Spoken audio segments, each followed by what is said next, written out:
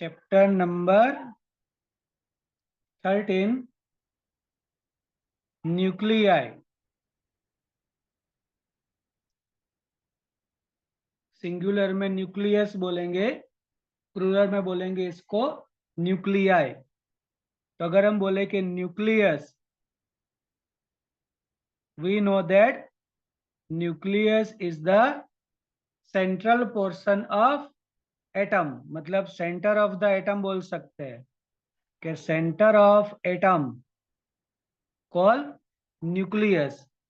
Nucleus possess protons and neutrons. Proton positively charge, neutron जो है उसका चार्ज हम जीरो बोलते हैं, याद है वैसे तो। और अगर हम मास की बात करें तो वैसे ऑलमोस्ट दोनों का मास सेम होता है, ऑलमोस्ट सेम, जिसको हम बोल सकते हैं कि 1.66 10⁻⁻27 kg, near about mass of proton and mass of neutron. वैसे actually it is the mass of proton. अगर हम मास ऑफ न्यूट्रॉन देखें, इट इज 1.67 बोलते हैं, 10⁻⁻27 kg, बट ऑलमोस्ट सेम। अब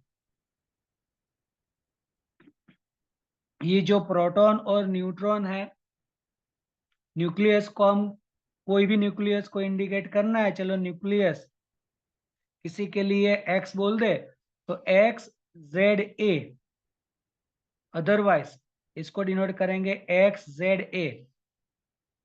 मोस्ट प्रोबेबली हम ऐसे लिखेंगे Z, Z shows the number of protons,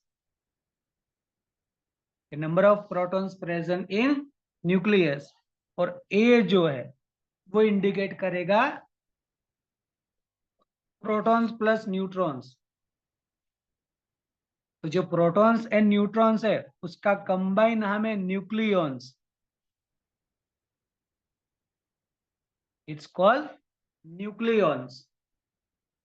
तो कंबाइन नाम of proton and neutrons nucleons, तो ये दिखाएगा A is number of nucleons,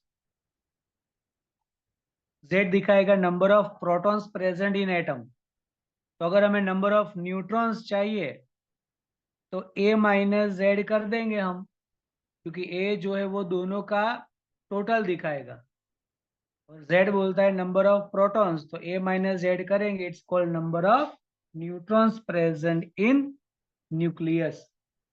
अब न्यूक्लियस की जो साइज है वो भी एक याद कर दो कि size of nucleus is near about 10⁻⁻15 fermi. 10⁻⁻15 means 1 fermi बोलते हैं जिसको, sorry 10⁻⁻15 metre, it is called 1 fermi. तो ये एक बेसिक नॉलेज याद होना चाहिए हमें।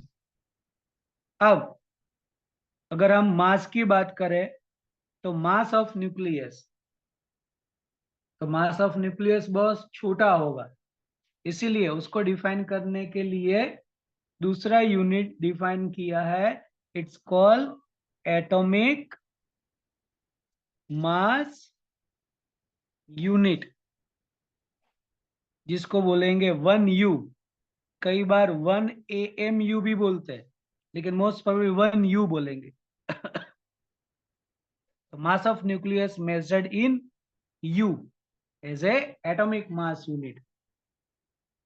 अगर एटॉमिक मास यूनिट को डिफाइन करना है तो बोल सकते हैं हम कि जो भी ऐसे हमारा कार्बन एटम है, अनएक्साइटेड कार्बन एटम, उसका 12th पार्ट, जैसे बोल सकते हैं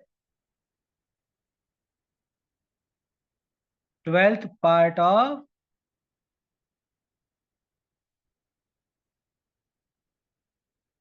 मास ऑफ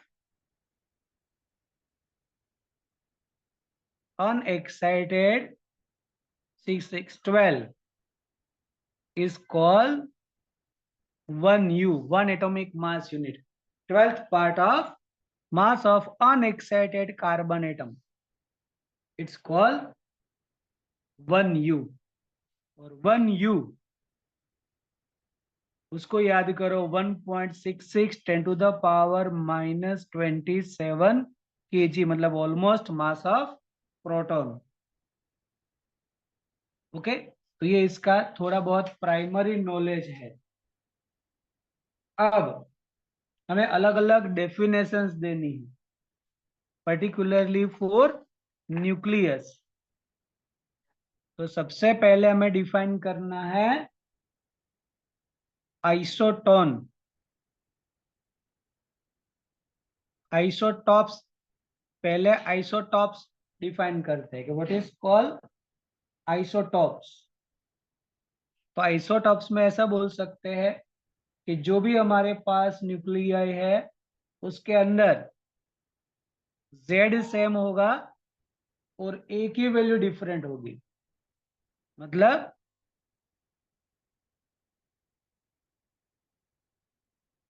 फॉर एटम्स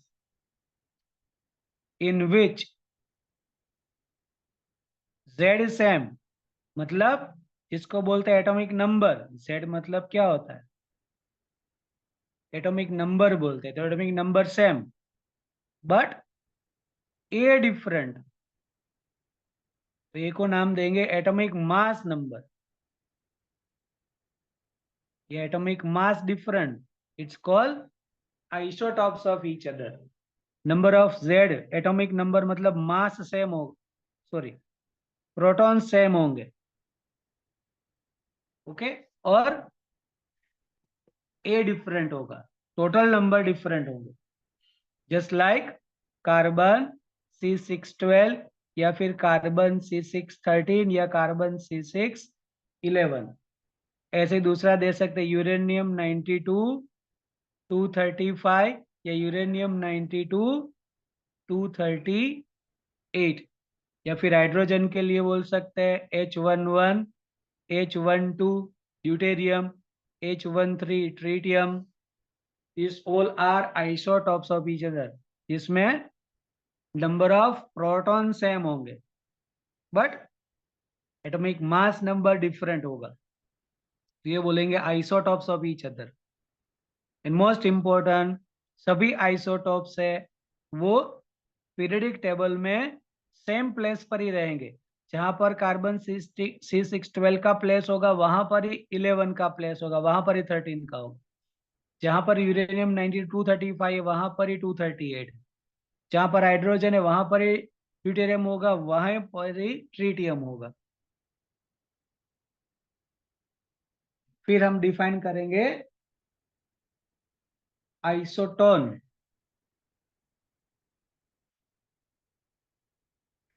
पहले डिफाइन कर देते हैं आइसोबार। आइसोबार, आइसोबार में बोल देंगे कि जो एटम में जेड डिफरेंट होगा बट ए सेम होगा, मतलब number of protons different but atomic mass number same, it's called isobar of each other.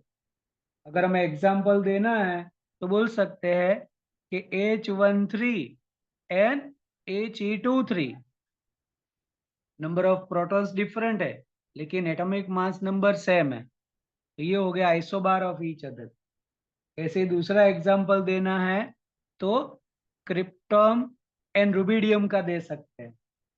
Krypton 3686 in rubidium as a sorry, example देंगे हम लीड का। लीड एंड बिस्मथ, लीड होता है 82214 और bismuth होगा 83214। तो जिसमें एटॉमिक नंबर डिफरेंट है, एटॉमिक मास नंबर सेम है, इट्स कॉल्ड आइसोबार। ऐसे ही हमें डिफाइन करना है आइसोटोन्स। तो आइसोटोन्स में बोलेंगे Z different and A also different, मतलब atomic number atomic mass number different but उन दोनों का जो डिफरेंस है A माइनस जेड सेम होगा, मतलब नंबर ऑफ न्यूट्रॉन्स सेम होंगे। ए मतलब नंबर ऑफ न्यूट्रॉन्स। तो जो एटम्स के अंदर जेड एन ए डिफरेंट है but number of neutron same है, it's called isotones of each other. उसमें हम ये जो आगे वाला एग्जांपल बोल सकते हैं क्रिप्टॉन एंड रुबिडियम का, ये होगा 3686 और ये है 3787। इन दोनों का डिफरेंस करोगे तो नंबर ऑफ न्यूट्रॉन सेम मिलेंगे हम। It's called isotones of each other. ऐसे ही एक और डिफाइन करना है, isomer.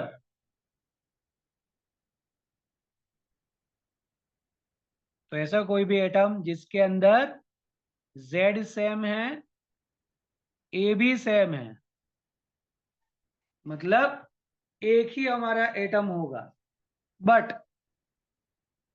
Radio active property different.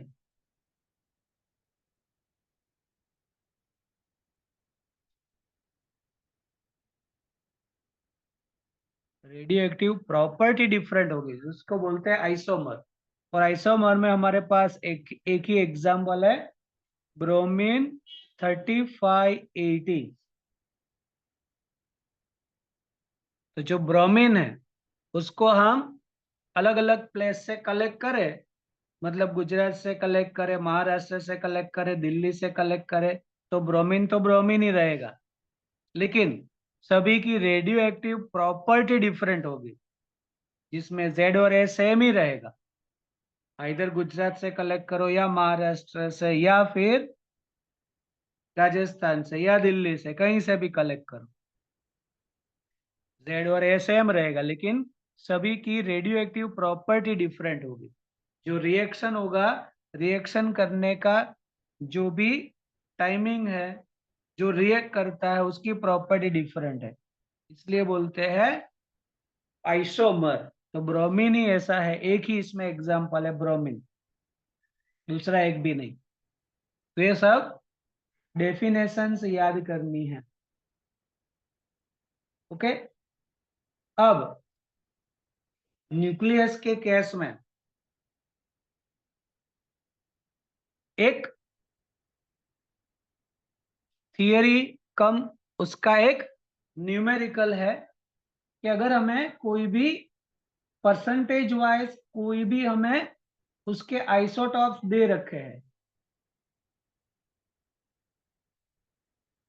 तब उसका हमें मास करना होगा, या फिर मास दे रखा है तो उसका प्रपोर्शन करना होगा। एक हमारे पास डायरेक्ट एग्जांपल ले ले कि सपोज लिथियम है 3 6 और लिथियम है 3 7। These are isotopes of each other.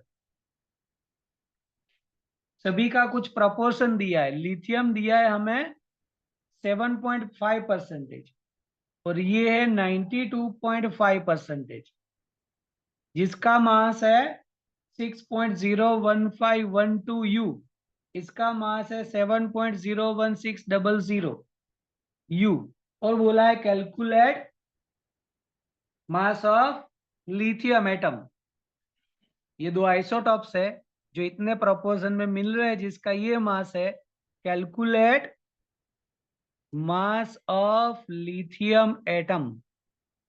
तो मास ऑफ लिथियम एटम करना है तो और कुछ नहीं, जो प्रोपोर्शन है, जो उसका मास है, उससे उसको मल्टीप्लाई कर दो। अगर मैं इसको N1 बोल दूं, इसको N2 बोल दूं, इसको M1 बोल दूं, इसको M2 बोल दूं, तो फॉर्मूला होगी N1 M1 plus N2 M2 upon N1 plus N2। मतलब जो भी प्रपोर्शन है 7.5, उसको उसके मास से मल्टीप्लाई कर दो 92.5 इंटू 7.01600 डिवाइडेड बाय, इन दोनों का एडिशन करोगे वो तो 100 ही आएगा। तो परसेंटेज वाला पार्ट तो कैंसिल हो जाएगा। बस इसको मल्टीप्लाई करो, इसको मल्टीप्लाई करो, ऐड करो, डिवाइडेड बाय 100 करोगे, कुछ आएगा मास 6.941 U। This is the mass of lithium atom. तो ये कई बार 2 मार्क्स में पूछते हैं। इसका उल्टा भी पूछ सकते हैं, ये मास गिवन होगा तो तुम्हें उसके प्रोपोर्शन पूछेंगे कि लिथियम 36 है, उसका प्रोपोर्शन कितना होगा और 37 का प्रोपोर्शन कितना होगा। अगर मास गिवन है, उसका हम प्रोपोर्शन x मान लेना, तो इसका ऑलवेज 100 माइनस एक्स ही होगा, क्योंकि देखो इन दोनों का एडिशन 100 ही होता है। अगर ये 7.5 तो ये 100 माइनस 7.5 मतलब 92.5 ही है। तो अगर प्रपोर्शन गिवन नहीं है तो इसको x मान ले, इसको 100 माइनस एक्स मान ले, नीचे तो 100 आएगा, और ये मास गिवन है तो उसका प्रपोर्शन भी निकाल सकते हैं। तो दो तरीके से पूछेंगे, फाइंड आउट प्रपोर्शन या फिर उसका मास। ऐसे क्वेश्चन बनते हैं, इनिशियली क्वेश्चंस। अब हमें करना है radius of the nucleus. Radius of nucleus. तो रेडियस ऑफ न्यूक्लियस के लिए डायरेक्ट उसकी फॉर्मूला याद कर दो, R is equal to R nought A raise to 1/3, where R nought जो है उसको एक प्रोपोर्शनलिटी कांस्टेंट बोलते हैं, और उसकी एक वैल्यू याद कर दो 1.2 फर्मी। फर्मी मीन्स 10⁻⁻15 मीटर, तो इट इज 1.2 इंटू 10⁻⁻15 मीटर। और ए जो है दैट इज एटॉमिक मास। तो जो भी एटॉमिक मास दे रखा है उसका क्यूब रूट ले लो, उसको इससे मल्टीप्लाई करो, that is the radius of nucleus. तो ये एक फॉर्मूला याद करनी है, एमसीक्यू में या न्यूमेरिकल में यूज होगी। फिर उसकी density, density of nucleus, density of nucleus almost 2.3 into 10⁻17 kg पर मीटर क्यूब। अब अगर वाटर की डेंसिटी अगर हम याद करें, density of water, density of water होता है ऑलमोस्ट 1000 kg पर मीटर क्यूब। तो कंपेयर टू वाटर, न्यूक्लियस की डेंसिटी 10⁻14 टाइम्स ज्यादा है। ये बोल सकते हैं कि डेंसिटी ऑफ न्यूक्लियस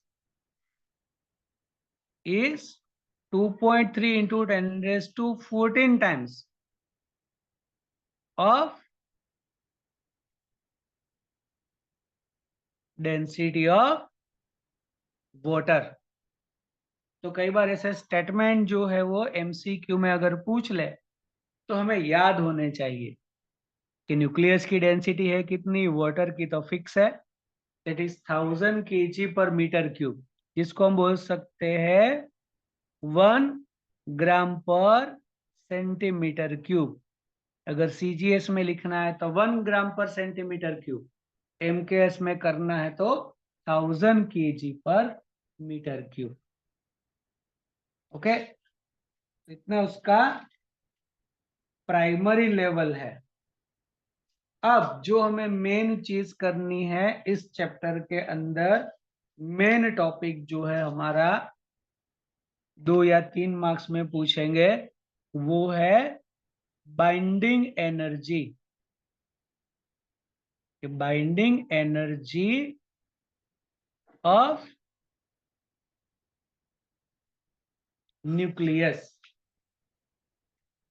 तो बाइंडिंग एनर्जी को अगर हम एक्सप्लेन करें उससे पहले अगर हम सोचे कि चलो हमारे पास ये कोई भी मैटर है, चलो ये मैटर है, उसका मास तुम पूरे का मास कैलकुलेट कर दो, कहीं से भी मेजर कर दो उसके, इसके मैंने चलो दो पार्ट कर दिए। अब इसका मास कैलकुलेट करो, इसका भी मास ऐसे मेजर करो, और फिर दोनों को ऐड करो। तो ऐड करोगे ना तो उसका मास जो पहले टोटल था ना उतना ही रहेगा। जैसे इसका टोटल मास करो, फिर अब इसके दो पार्ट कर दो, या इसको भी ऐसे अलग कर दो, जितने भी पार्ट पड़ते हैं अलग कर दो, सभी का डिफरेंट डिफरेंट मास ले लो, सभी का ऐड करोगे तो जो टोटल होगा ना उतना ही होगा। But it is not same in case of nucleus.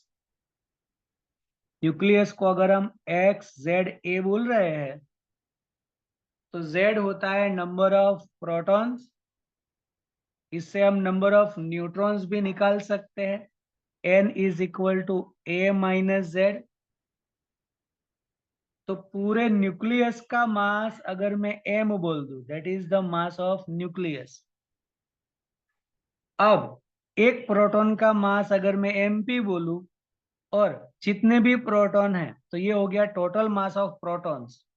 ऐसे ही एक न्यूट्रॉन का मास में mn बोल दूं, और हमारे पास नंबर ऑफ न्यूट्रॉन्स भी है, this is called total mass of neutrons. इन दोनों को मैं ऐड कर दूं, तो in case of nucleus, total mass of nucleons in free state is always greater than mass of nucleus। Always ये होगा इन case of binding energy. Binding energy के केस में मतलब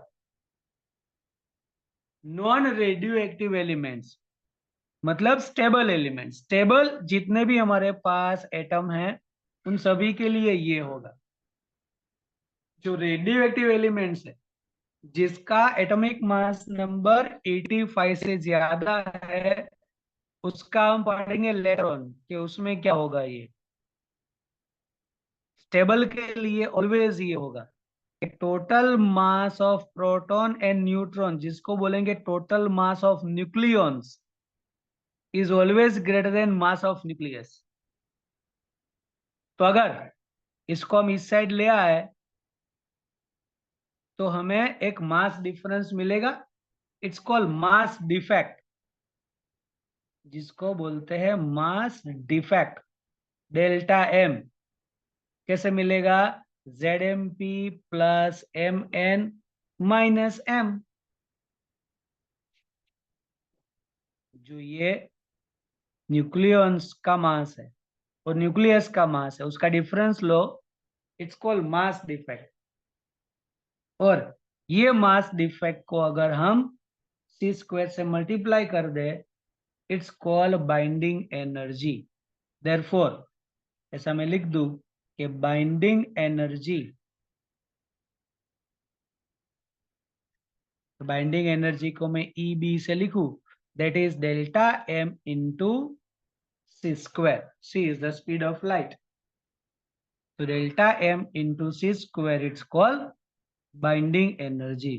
दैट मीन्स जो भी हमें मास डिफेक्ट मिला उसको सी स्क्वायर से मल्टीप्लाई करो, जो आंसर मिलेगा उतना हुआ बाइंडिंग एनर्जी। दैट मीन्स अगर हमें प्रोटॉन्स एंड न्यूट्रॉन्स को सेपरेट करना है from nucleus, that much of energy required, binding energy और कुछ नहीं है, the energy required to separate nucleons from nucleus. Binding energy मतलब क्या? Energy required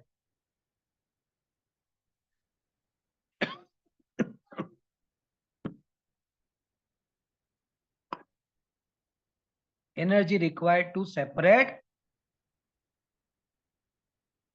nucleons from nucleus, it's called binding energy. अगर बाइंडिंग एनर्जी को उसके न्यूक्लियन से डिवाइड कर दे, तो इसको बोलेंगे बाइंडिंग एनर्जी पर न्यूक्लियन। अगर हम ऐसा कर दे EB/A, इसको बोलेंगे हम बाइंडिंग एनर्जी पर न्यूक्लियन। मतलब सिंगल को अगर हमें सेपरेट करना है, आइदर प्रोटॉन और न्यूट्रॉन, एक ही प्रोटॉन या एक ही न्यूट्रॉन को हमें न्यूक्लियस में से बाहर निकालना है, तो कितनी एनर्जी चाहिए, जो टोटल है उसको ए से डिवाइड करो, जो आंसर मिलता है it's called binding energy per nucleon. तो ये जो चीज है न्यूमेरिकल में यूज होगी।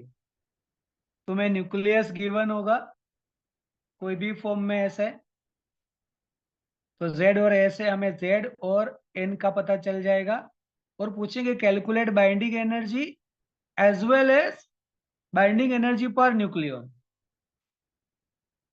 तो क्या करना है, प्रोटॉन को, नंबर ऑफ प्रोटॉन्स को एक प्रोटॉन के साथ, मतलब एक जो प्रोटॉन का मास है नंबर ऑफ प्रोटॉन से मल्टीप्लाई करो, that is total mass of protons.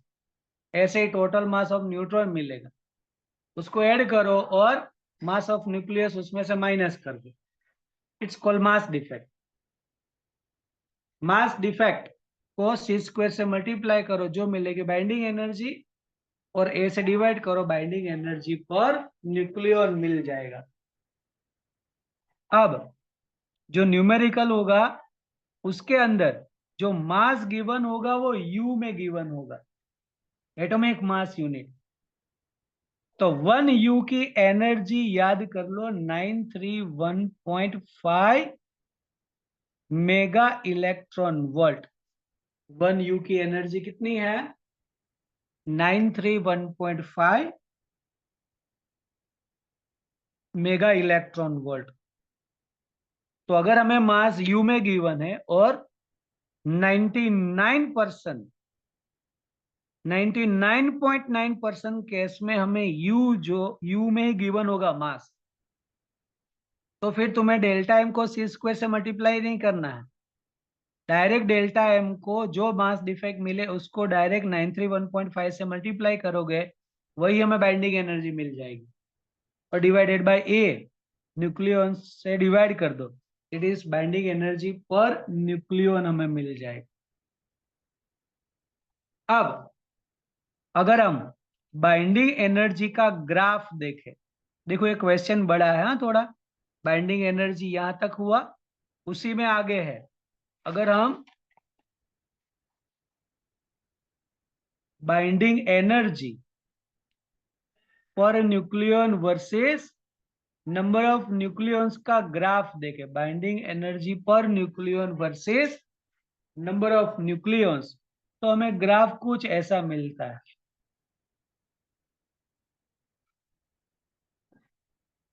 ऐसा कुछ ग्राफ मिलेगा हमें, यहां पर binding energy per nucleon maximum है, ओके, और वो होगा आयन के लिए Fe, और उसकी बाइंडिंग एनर्जी पर न्यूक्लियन है 8.75 mega electron volt per nucleon. तो for iron binding energy per nucleon is 8.75 mega electron volt per nucleon. तो ये याद रखो, क्योंकि कई बार एमसीक्यू में पूछ सकते हैं। अब अगर हम यहां पर सोच ले कि ये ए जो है वो 30 है, और यहां पर ए जो है वो 170 है, तो जिसका ए लेस देन 30 है, जिसको बोलेंगे लाइटर न्यूक्लियाई, और जिसका ए ग्रेटर देन 170 है,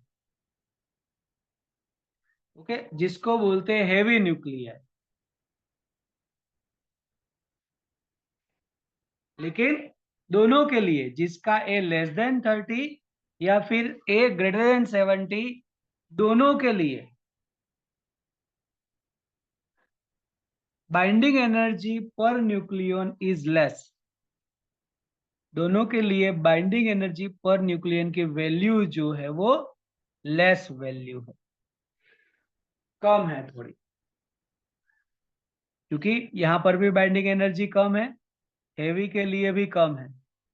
तो जिसका ए ग्रेटर देन 30 और लेस देन 170 है, जिसको बोलते हैं intermediate nuclei, central nuclei intermediate nuclei बोलते हैं, और जिसके लिए बाइंडिंग एनर्जी पर न्यूक्लियन जो है वो हाई है या मैक्सिमम बोल सकते हैं, इसके लिए लेस या मिनिमम भी बोल सकते हैं। फिर अगर लाइटर न्यूक्लियाई कंबाइन होता है तो हेवी बन जाता है। तो दो लाइटर जिसकी बाइंडिंग एनर्जी कम है वो कंबाइन होंगे, हेवी बनेंगे, तो जिसकी बाइंडिंग एनर्जी बढ़ जाती है। मतलब ऐसा भी बोल सकते हैं कि कोई भी लाइटर न्यूक्लियाई कंबाइन हुए और कन्वर्टेड इनटू हेवी न्यूक्लियाई,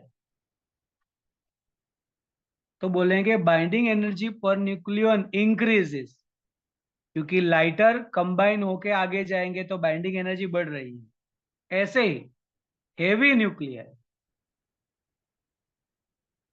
कोई हेवी न्यूक्लियाई है वो ब्रेक होगा, टूटेगा और लाइटर में कन्वर्ट होगा। तो हेवी जो है वो टूटकर लाइटर में कन्वर्ट होगा तो इधर आएगा, तो उसकी बाइंडिंग एनर्जी भी इंक्रीज हो रही। Binding energy per nucleon increases, मतलब लाइटर कंबाइन होकर हेवी बने या फिर हेवी ब्रेक होकर लाइटर न्यूक्लियाई बने, दोनों केस में binding energy per nucleon increases. Lighter combine होके आगे जाएगा तो बढ़ रहा है, हेवी जो है वो टूट के इधर आएगा, then binding energy per nucleon increases. अब ये जो है कंबाइन होगा उसको बोलते हैं न्यूक्लियर फ्यूजन, और जो ब्रेक होता है उसको बोलते हैं as a nuclear fission. Fission मतलब तोड़ना और फ्यूजन मतलब जोड़ना, ऐसे। तो ये सभी बाइंडिंग एनर्जी ग्राफ की प्रॉपर्टीज है, जो प्रॉपर्टी भी तुम्हें याद करनी है।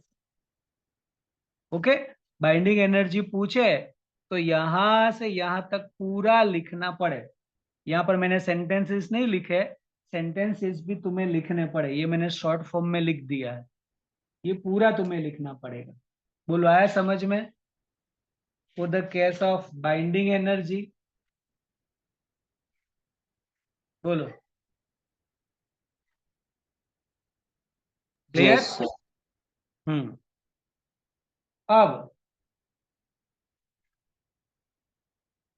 यहां से आगे करें तो एक रेडियो एक्टिविटी का पार्ट है। अब रेडियो एक्टिविटी प्रॉपर हमारे सिलेबस में निकल गया, मतलब रेडियो एक्टिविटी नहीं पढ़नी है, लेकिन उसमें कौन कौन से पार्टिकल्स एमिट होते हैं वो हमें करना है, मतलब उसकी प्रॉपर्टीज पढ़नी है। जैसे हम बोले कि प्रॉपर्टीज ऑफ रेडियो एक्टिविटी, तो रेडियो एक्टिविटी में हमें एक मिलेगा अल्फा पार्टिकल। मतलब अगर रेडियो एक्टिविटी देखे तो सबसे पहला एमिशन होगा, सबसे पहला तो नहीं बोल सकते, लेकिन ऐसे एक एमिशन होता है अल्फा पार्टिकल।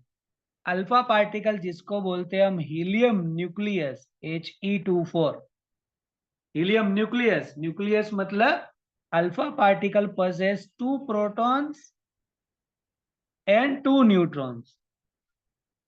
ये 2 प्रोटॉन हो गए, 4 - 2 करेंगे तो 2 न्यूट्रॉन्स हो गए, तो विच possess 2 protons and 2 neutron. 2 neutron, इसलिए ये होगा positively charge. Alpha particle is positively charge.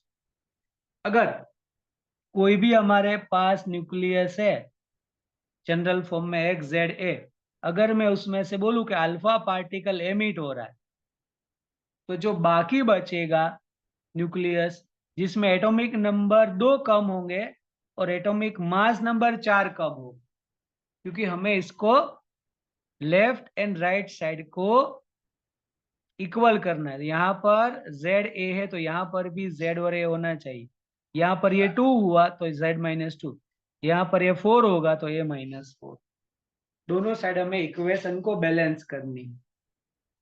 In short, किसी में से अल्फा पार्टिकल निकले तो जो बचेगा उसमें से z2 कम होंगे और एटॉमिक मास नंबर 4 जितना कम हो।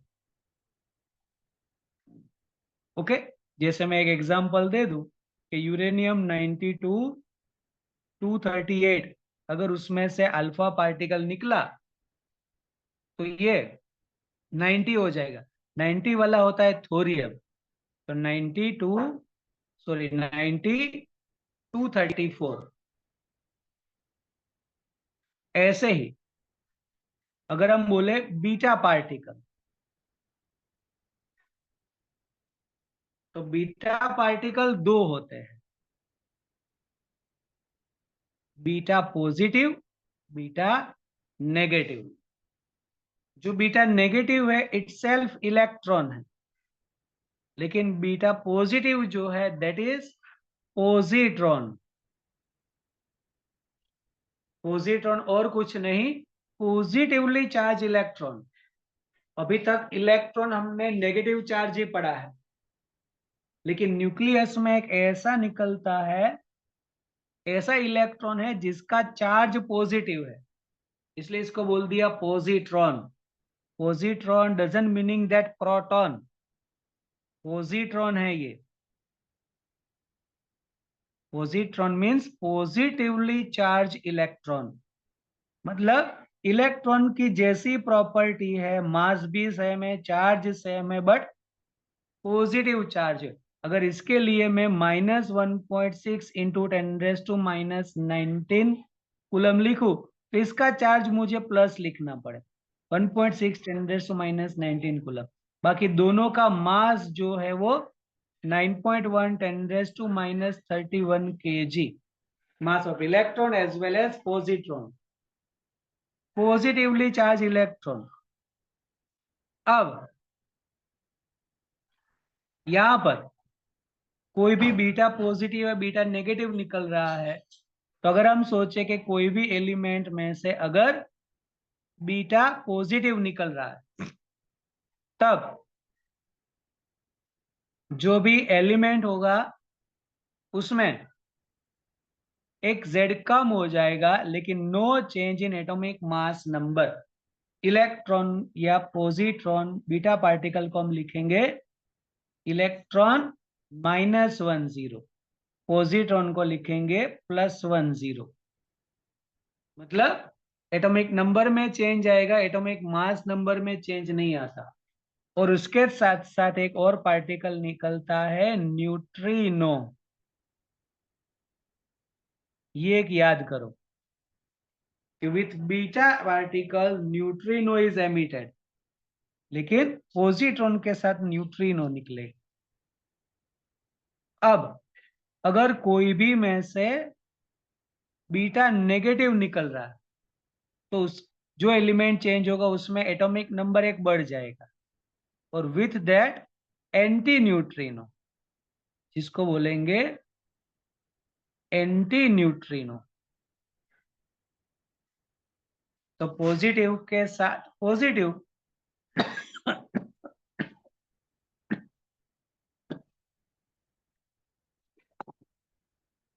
नेगेटिव के साथ नेगेटिव एमिट हो रहा है, ऐसा याद कर लो। बीटा नेगेटिव के साथ एंटी न्यूट्रिनो, बीटा पॉजिटिव के साथ न्यूट्रिनो एमिट हो रहा है। और जो है साइन उसका ऑपोजिट याद रख। अगर बीटा प्लस है तो इसमें माइनस होगा, इसमें बीटा माइनस है तो प्लस होगा, मतलब इलेक्ट्रॉन निकलेगा तो एक प्रोटॉन बढ़ेगा। और अगर पॉजिट्रॉन निकलेगा तो एक प्रोटॉन कम हो जाएगा, ऐसे याद करो। और थर्ड है गामा। तो गामा रेडिएशन बोलते हैं। अल्फा एंड बीटा पार्टिकल्स है, गामा रेडिएशन है, मतलब फोटोन है। फोटोन है मतलब बोल देंगे चार्ज लेस है।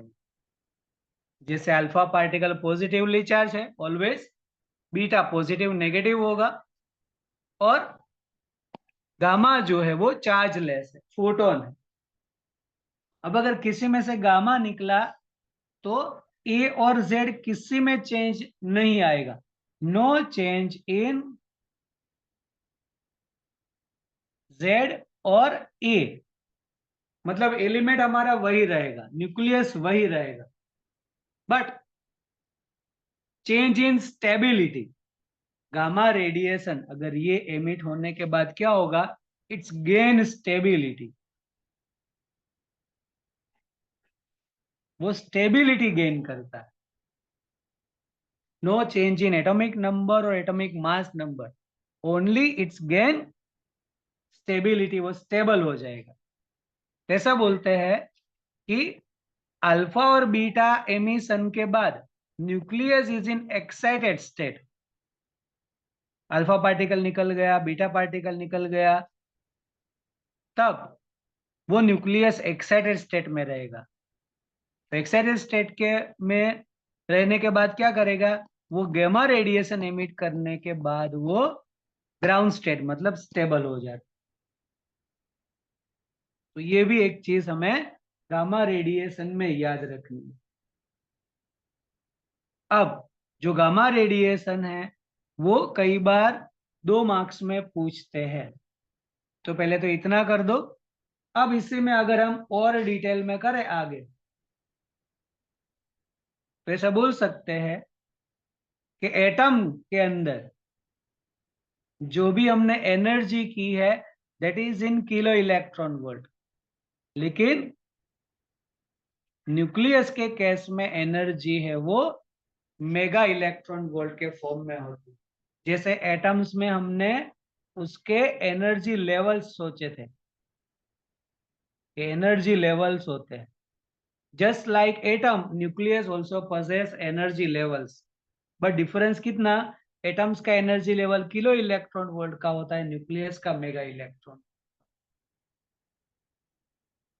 और कोई भी एलिमेंट, सपोज अगर हम बोल दे कि कोबाल्ट 2760, वो सपोज बीटा नेगेटिव एमिट कर रहा है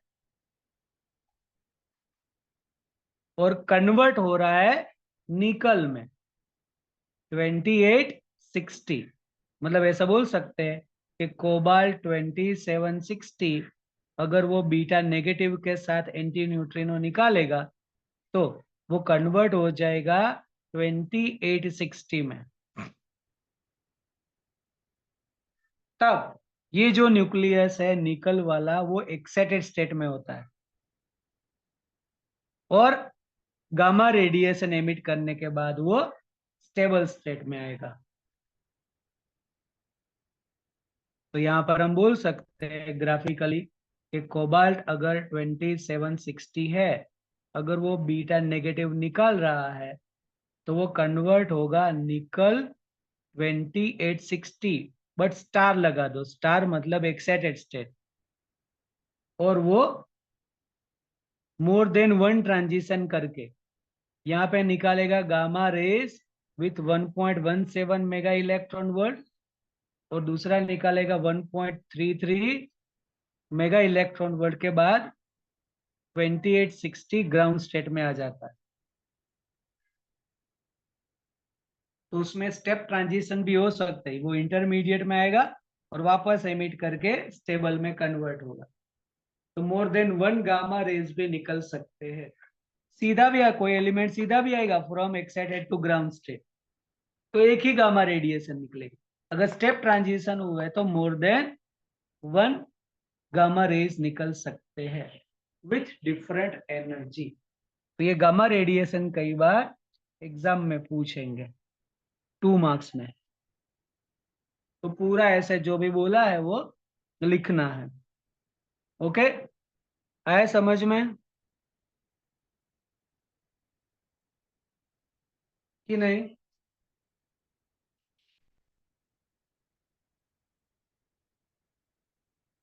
चलो, उसी में अगर हम आगे करें थोड़ा, तो जो भी हमने न्यूक्लियस में रेडियो एक्टिविटी में एक डायरेक्ट इक्वेशन लर्न कर दो। Equation for the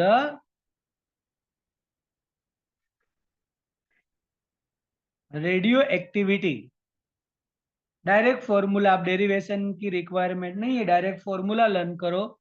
n is equal to N naught e raise to minus lambda T.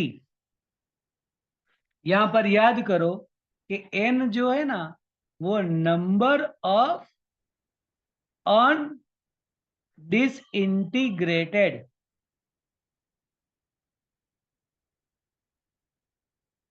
Nuclei है। डिसइंटीग्रेटेड मतलब जो रेडिएशंस निकल जाते हैं ना, वो जिसमें से रेडिएशन निकले वो डिसइंटीग्रेट हुए, ऐसे बोलते हैं। अनडिसइंटीग्रेटेड मतलब जो बाकी है वो। तो हमारी फॉर्मूला जो रिमेनिंग न्यूक्लियाई है उसके ऊपर की है, नंबर ऑफ अनडिसइंटीग्रेटेड न्यूक्लियाई। अगर मैं ऐसा बोलूं कि कोई भी न्यूक्लियस में से 20% रेडिएशन निकले, तो 20% रेडिएशन निकले वहां से कैलकुलेशन नहीं होगी। कितने बाकी बचे हैं, तो बोलेंगे 80%। तो 80% से कैलकुलेट होगा ये। एन नॉट जो है वो है हमारे पास नंबर ऑफ इनिशियल न्यूक्लियाई। वो इनिशियल न्यूक्लियाई, इनिशियल ऑलवेज अनडिसइंटीग्रेटेड ही होंगे, उसके बाद चालू होगा ऐसे। Lambda, lambda is called decay constant. इसको डीके कांस्टेंट बोलते हैं, जिसका यूनिट सेकंड इनवर्स या फिर मिनट इनवर्स या are inverse, day inverse, month inverse, year inverse, कुछ भी हो सकता है। डीके कांस्टेंट जो है वो टाइम इंडिकेट करेगा इनवर्स में। तो यूनिट होगा second inverse, minute inverse, hour, day, month, year inverse, ऐसे। और टी तो टाइम है ही।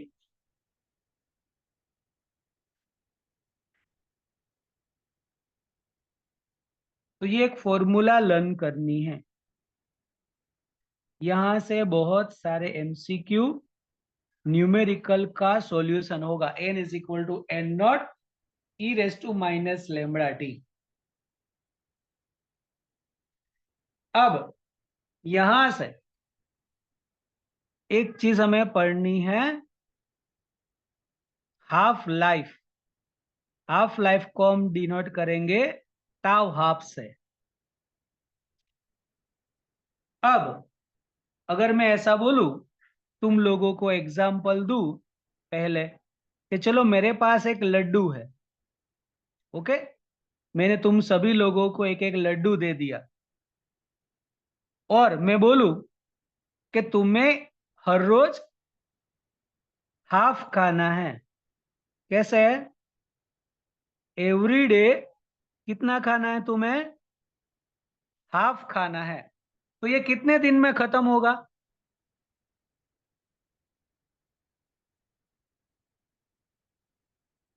क्वेश्चन आया समझ में सबको? कि अगर मैं ऐसा बोलूं कि एक लड्डू है, मैं तुम्हें दे दूं, और ऐसा बोलूं कि एवरी डे तुम्हें हाफ खाना है, तो कितने दिन में खत्म होगा ये? 2 दिन में। 2 दिन में। जिन लोगों का आंसर 2 दिन है, या जिन लोगों ने सोचा है लेकिन बोला नहीं है, वो सब गलत है। चलो, आज तुमने आधा खा लिया। ओके, तो इतना पार्ट तुम खा गए, ये बाकी है। दूसरे दिन कितना खाना है तुम्हें? हाफ। दूसरे दिन जो ये है, अब कितना खाना है तुम्हें? ये तो तुम पूरा खा गए, पूरा थोड़ी खाना है। एवरीडे कितना खाना है? हाफ। हाफ। तो इसका हाफ करोगे, ये खा जाओगे तुम, तो इतना बाकी बचेगा। ओके। नेक्स्ट डे, तीसरे दिन, तीसरे दिन कितना खाओगे?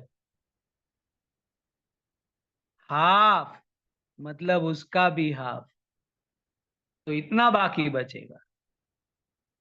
इसका मतलब ये कभी खत्म ही नहीं होगा। समझ में आया? अगर एक छोटा सा पार्ट भी बचा है तो उसका भी तुम्हें हाफ करना है। एवरी डे कितना खाना है? Half. That is called half life. ये मीनिंग ऑफ हाफ लाइफ। अगर मैं डेफिनेशन दूं तो ऐसा बोल सकता हूं, द टाइम ड्यूरेशन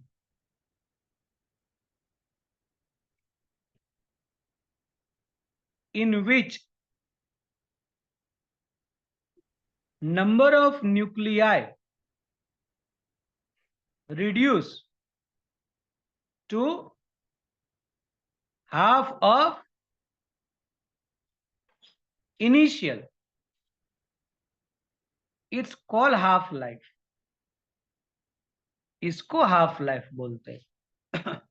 समझ में आया? द टाइम ड्यूरेशन, मैंने बोला एवरी डे, चलो एक दिन, तो क्या होगा? हाफ ऑफ इनिशियल, तो इनिशियल है उसका हाफ, फिर जो इनिशियल है उसका हाफ, फिर जो इनिशियल है उसका हाफ। ओके। तो दूसरे दिन हुआ तो ये इनिशियल हो गया, अब उसका हाफ, फिर जो बाकी है नेक्स्ट में ये इनिशियल हुआ उसका half. It's called half life. The time duration in which number of nuclear reduce to half of initial, it's called half life. और हाफ लाइफ की इक्वेशन याद कर लो, 0.693 अपॉन लेमड़ा। लेमड़ा मतलब डीके कांस्टेंट।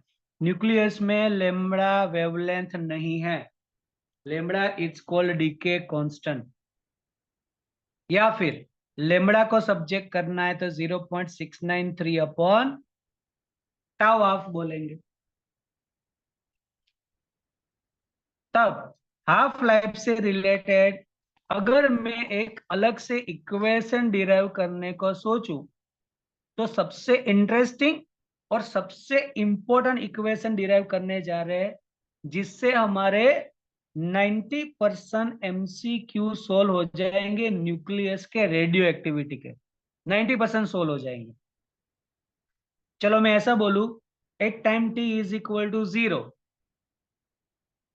तो जो अनडिसइंटीग्रेटेड और डिसइंटीग्रेटेड न्यूक्लियाई के बारे में सोचूं मैं,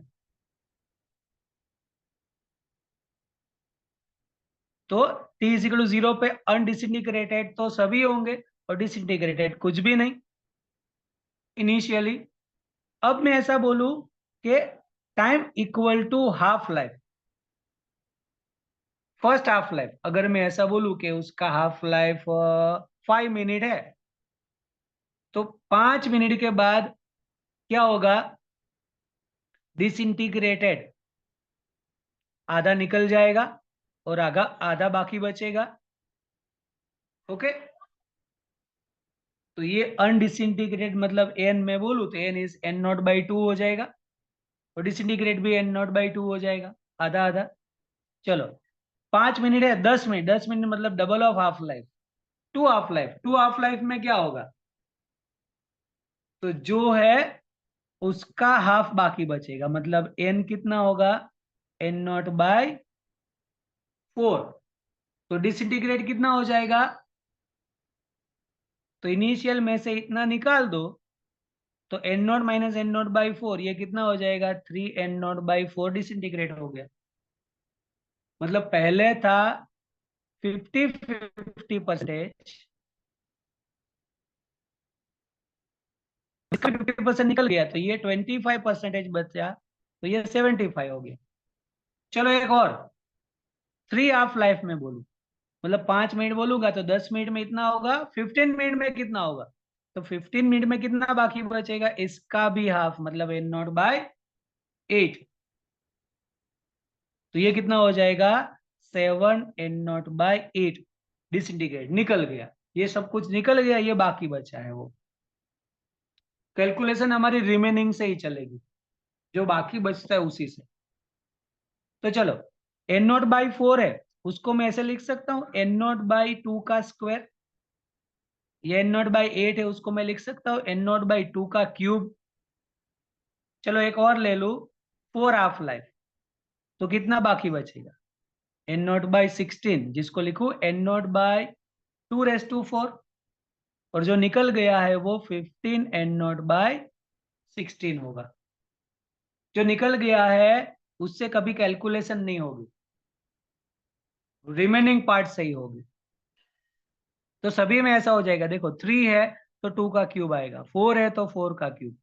ऐसे में n number of half life लू तो n की वैल्यू में क्या मिलेगी, n0/2⁴ ओके। और n क्या होगा यहाँ पर, तो n को यहाँ पे सब्जेक्ट करो, total time by tau half.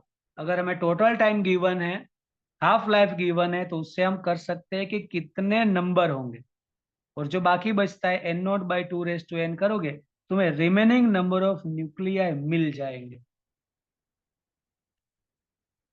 जैसे इसका एग्जांपल दूं मैं, कि अगर किसी का हाफ लाइफ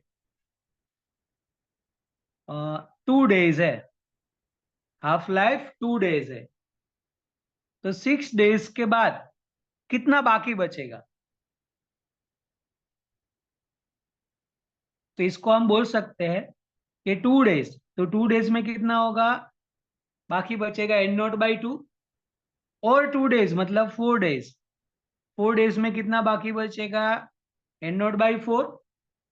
और 2 डेज 6 डेज कितना हो जाएगा, n0/8। तो 6 डेज में n0/8 जितना वो बाकी बचेगा। समझ में आ रहा है मैं क्या बोल रहा हूं, ये सबसे इंपॉर्टेंट पार्ट है ना ये इस चैप्टर का।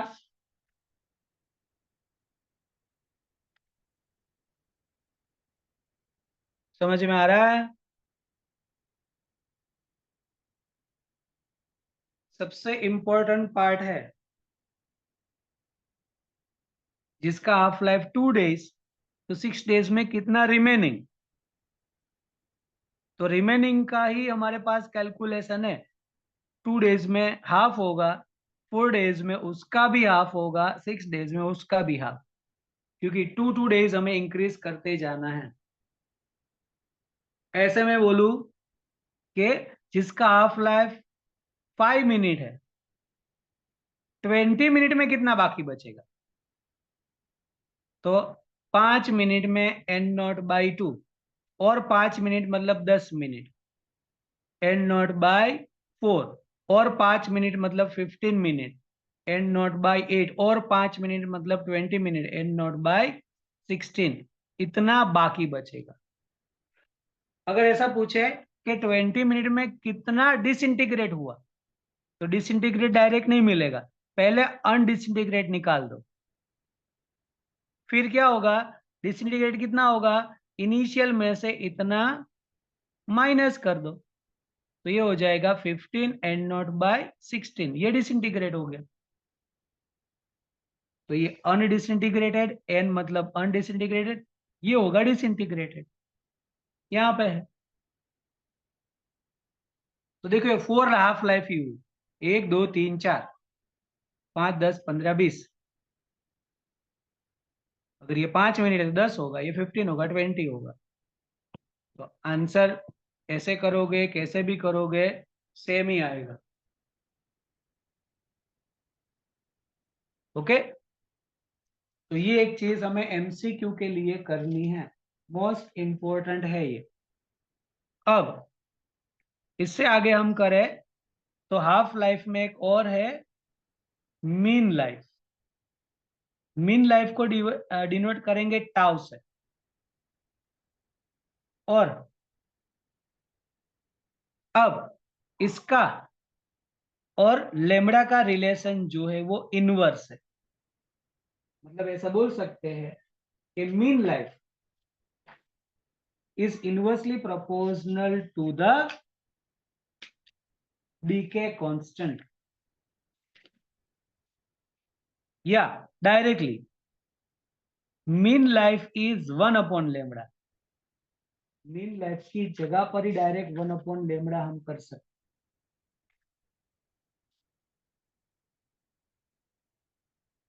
अब लेमड़ा का रिलेशन हाफ लाइफ के साथ है वो पता है हमें, but lambda is equal to 0.693 upon tau half. तो 1 लेमड़ा करेंगे यहाँ पर तो 0.693 नीचे आएगा और ये हाफ लाइफ ऊपर, मतलब tau is equal to tau half upon 0.693। ये रिलेशन डायरेक्ट याद ना हो तो कोई प्रॉब्लम नहीं है, ये याद करो half life and decay constant, ये mean life and decay constant का रिलेशन है, इन दोनों से ये डिराइव हो सकता है। अब अगर तुम्हें हाफ लाइफ पूछे तो 0.693 इंटू टाउ हो जाएगा। ओके, और टाउ होता है 1/लेमड़ा, तो फॉर्मूला तो यही हो गया, टाउ ऑफ 0.693/लेमड़ा। कैसे भी करोगे सेम टू सेम ही आएगा, उसमें कोई डिफरेंस नहीं होगा। तो ये दो रिलेशन याद करो, half life and mean life का, इजी है। चलो यहां तक क्लियर सबको? कोई प्रॉब्लम है तो बता दो पहले। No sir.